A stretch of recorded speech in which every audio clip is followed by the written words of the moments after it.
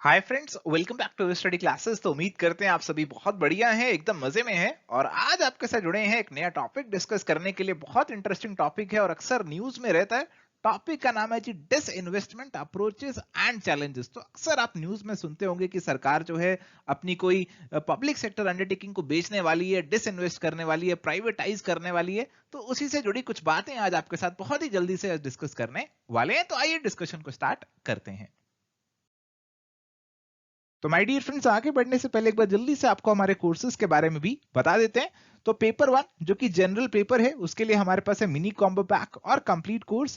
Paper 2 commerce और management के लिए हमारे पास है free unit snapshot notes, unit wise explain past papers, practical units का course, computer based test series और पेपर 2 का कंप्लीट कोर्स। पेपर 1 और पेपर 2 दोनों का कोर्स आप एक साथ भी परचेज कर सकते हैं एट अ डिस्काउंटेड प्राइस।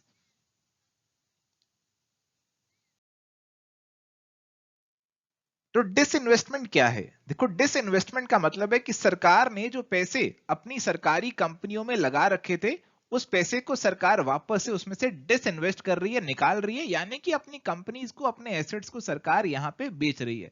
अब क्यों सरकार ऐसा करेगी, क्यों अपने एसेट्स को, कंपनीज को बेचेगी? क्योंकि सरकार को पैसों की जरूरत है। सरकार का फिस्कल डेफिसिट बढ़ता जा रहा है।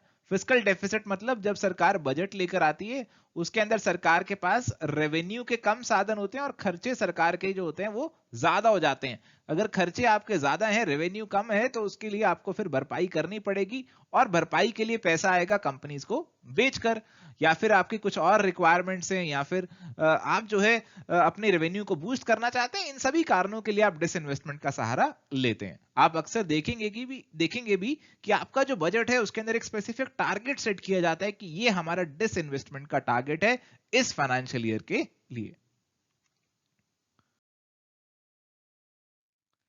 चलिए तो बात करते हैं जी अप्रोचेस ऑफ डिसइन्वेस्टमेंट की। और यहां पे आपने जरूर सुना होगा स्ट्रेटेजिक डिसइन्वेस्टमेंट के बारे में। इसका मतलब है कि सरकार जो है ओनरशिप और कंट्रोल किसी सरकारी कंपनी का प्राइवेट सेक्टर एंटिटी को ट्रांसफर कर रही है। और सरकार ये क्यों कर रही है? क्योंकि सरकार कहती है कि मुझे साबुन, तेल, कंघी, घड़ियां, गाड़ियां ये नहीं बेचनी, मुझे केवल जरूरी सेक्टर्स में ही काम करना है। मुझे फाइटर एयरक्राफ्ट बनाने हैं, बट मुझे ये सब काम नहीं करने। और इसीलिए उन सेक्टर्स को सरकार क्या कर लेती है? स्ट्रेटेजिकली डिसइन्वेस्ट कर देती है, प्राइवेट प्लेयर को उनका पूरा का पूरा मालिक जहां पे बना देती है। तो सिंपल डिसइन्वेस्टमेंट का मतलब हुआ कि कुछ 5-10% स्टेक बेच दिया। बट स्ट्रेटेजिक डिसइन्वेस्टमेंट के अंदर तो आप प्राइवेट प्लेयर को ओनरशिप और कंट्रोल ट्रांसफर कर देते हो, प्राइवेट प्लेयर को मालिक बना देते हो आप कंपनी का। अगर आप बात करें डिफरेंट अप्रोचेस की, तो यहां पे बताया गया माइनॉरिटी डिसइन्वेस्टमेंट, यानी कि आप मेजॉरिटी कंट्रोल अपने पास रख रहे हो, कुछ माइनॉरिटी स्टेक बेच रहे हो। मेजॉरिटी डिसइन्वेस्टमेंट, इसका मतलब हो गया कि आपने मेजर जो स्टेक है वो डिसइन्वेस्ट कर दिया, केवल माइनॉरिटी अपने पास रखा। कंप्लीट प्राइवेटाइजेशन मतलब 100% आपने अपना जो कंट्रोल है वो प्राइवेट प्लेयर को ट्रांसफर कर दिया। तो आइए बात करते हैं चैलेंजेस ऑफ डिसइन्वेस्टमेंट की। तो यहाँ पे डिसइन्वेस्टमेंट पे कुछ सवाल, कुछ उंगलियां उठाई जाती हैं। कहा जाता है कि सरकार की जो प्रॉफिटेबल कंपनीज हैं उन्हें बेच देंगे तो सरकार की रेगुलर इनकम का नुकसान हो जाएगा। इन प्रॉफिटेबल कंपनी से सरकार को डिविडेंड वगैरह जो मिलते थे वो सरकार को नहीं मिलेंगे अगर सरकार अपने शेयर बेच डालेगी। और साथ ही साथ अगर आप अपनी ऑयल पीएसयूज जो हैं उन्हें स्ट्रेटेजिकली डिसइन्वेस्ट करना शुरू कर देंगे तो ये नेशनल सिक्योरिटी का भी एक थ्रेट है, क्योंकि ऑयल आपके लिए एक स्ट्रेटेजिक नेचुरल रिसोर्स है। ऑयल नहीं होगा तो आपकी काफी सारी चीजें नहीं चलेंगी। तो उन सेक्टर्स में आपको डिसइन्वेस्ट नहीं करना चाहिए।